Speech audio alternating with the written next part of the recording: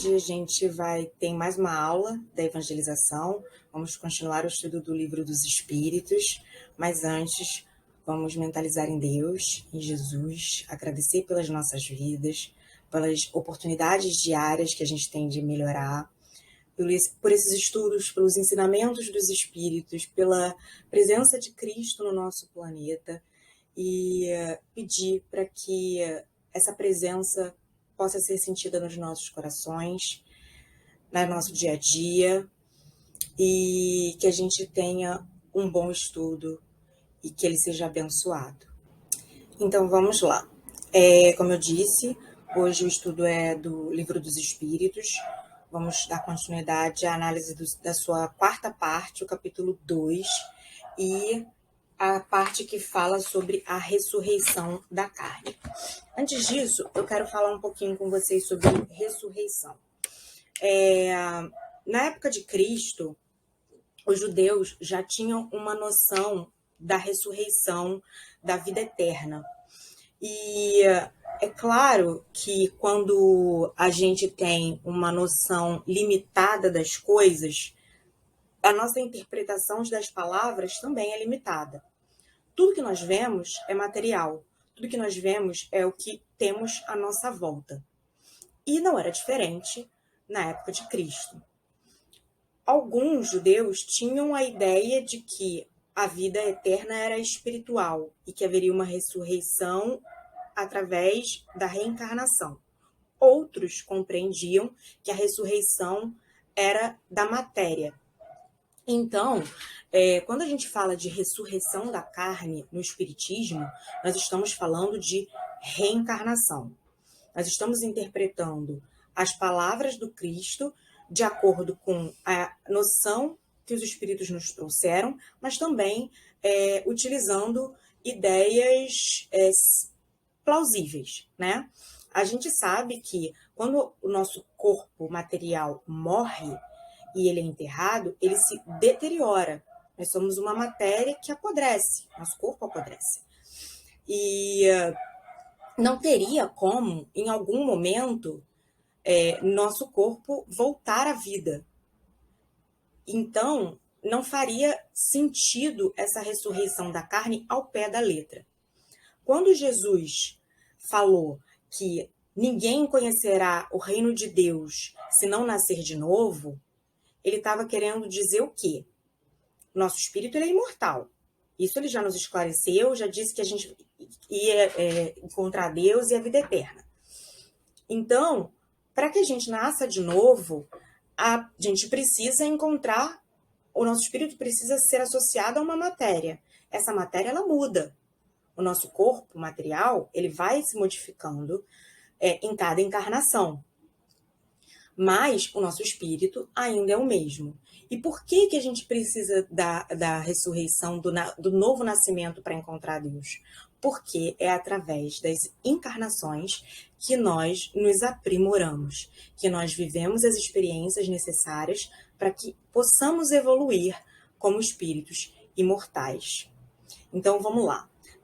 Na questão 1010 do Livro dos Espíritos, os médiuns questionaram: o dogma da ressurreição da carne será a consagração da reencarnação ensinada pelos espíritos? E para eles isso é óbvio, eles respondem: como vocês queriam que fosse diferente? Como se sucede, como acontece com outras palavras que parecem despropositadas no entender de algumas pessoas, na compreensão de algumas pessoas, porque elas tomam ao pé da letra. E levam, por isso, a sua incredulidade. Muita gente deixa de acreditar em determinadas partes da religião e até se afastam dela porque não conseguem compreender como que racionalmente e cientificamente haveria ressurreição da carne. E aí eles trazem um trecho que eu acho que é muito importante. Dê uma interpretação lógica a essas pessoas que vocês chamam de livres pensadores e extremamente racionais, talvez, e elas conseguirão assimilar essa noção sem qualquer dificuldade. Precisamente pela razão de que refletem. Então, a gente precisa raciocinar os ensinamentos do Cristo de forma crítica. Deus nos deu evolução científica, médica, biológica, enfim, para que a gente possa compreender melhor o planeta em que a gente vive, mas também a engenharia cósmica dele. Óbvio que a gente não chega nem na pontinha do que ele criou, mas tudo que a gente vai alcançando dia a dia, pouco a pouco, de conhecimento, é para que a gente consiga interpretar melhor os ensinamentos do Cristo e viver melhor também. Então, a ciência, ela não está separada de Deus. Deus criou a ciência, porque Deus criou o mundo através de um método científico. E não seria diferente com a gente. A nossa carne morre, o nosso espírito não. Para que a gente possa viver novamente, encarnado, a gente precisa ser associado a uma nova carne. Existe a ressurreição, mas ela é a reencarnação. E como na época em que o Livro dos Espíritos foi compilado e editado, havia uma forte influência da Igreja Católica na sociedade, natural que os médiuns ali questionassem se. Então, se quando a Igreja fala da ressurreição da carne, ela mesma está falando, ensinando a doutrina da reencarnação, e aí os Espíritos nos trazem uma coisa que Jesus já tinha nos trazido. Jesus disse que ele não veio destruir a lei, e o Espiritismo também não, mas que com a nossa evolução nós íamos conseguir compreender que o Espiritismo não veio combater as outras religiões, mas que o ensino dos Espíritos veio nos auxiliar, nos trazer mais informações para que a gente possa interpretar os textos religiosos. Então, quando na Bíblia nós lemos sobre a ressurreição da carne, sobre a necessidade de nascer de novo para encontrar o reino de Deus, nós estamos lendo o testemunho de Jesus sobre a reencarnação e utilizando as palavras que ele tinha à mão dele naquele momento histórico, com as pessoas com o conhecimento limitado que elas tinham e a compreensão limitada que elas tinham, para explicar sobre reencarnação. Nós temos também que lembrar que Jesus viveu num tempo em que, meu Deus, a gente não tinha nem a descoberta de novos continentes, as pessoas nem tinham ideia do que existia fora das pequenas aldeias e cidades em que elas viviam. O mais distante que elas conheciam eram outras tribos. Então ele estava falando ali com pessoas que tinham, sim, uma evolução social e viviam em uma organização social e tinham uma religião organizada e com alguma noção e compreensão da reencarnação e da vida eterna e da existência de Deus, mas que tinham uma visão de mundo ainda muito limitada, não conheciam medicina, não conheciam biologia, química, física, como hoje nós conhecemos. E o Espiritismo não veio destruir esses textos sagrados. Pelo contrário, os espíritos vieram dar o seu testemunho, dizendo lá do plano espiritual, olha, a gente está vivo, mas em espírito. A matéria que vocês conhecem não é a única forma de vida. E vocês vão compreender isso. E esses textos sagrados de tantas outras religiões, além da que o Cristo nos forneceu, quando esteve encarnado aqui, todas elas levam a essa compreensão. Mas para que você possa entender isso, você precisa interpretar as palavras de forma crítica, racional, científica e entendendo que determinadas coisas a gente não vai conseguir compreender lá no seu mais mínimo detalhe, porque nós ainda não temos conhecimento suficiente da ciência de Deus para compreender todos os detalhes de como ele nos criou, de como se dá a encarnação. Isso a gente vai adquirindo com a nossa evolução. Mas, é muito importante que a gente entenda que contextualizar qualquer texto, qualquer palavra é muito importante. A gente não pode pegar uma palavra que foi dita por Jesus naquele momento histórico, com aquelas pessoas com uma visão tão limitada de mundo, e aplicar ela ao pé da letra hoje em dia. A gente precisa compreender a evolução do nosso planeta e de nós todos, não só como seres humanos encarnados, mas como espíritos imortais.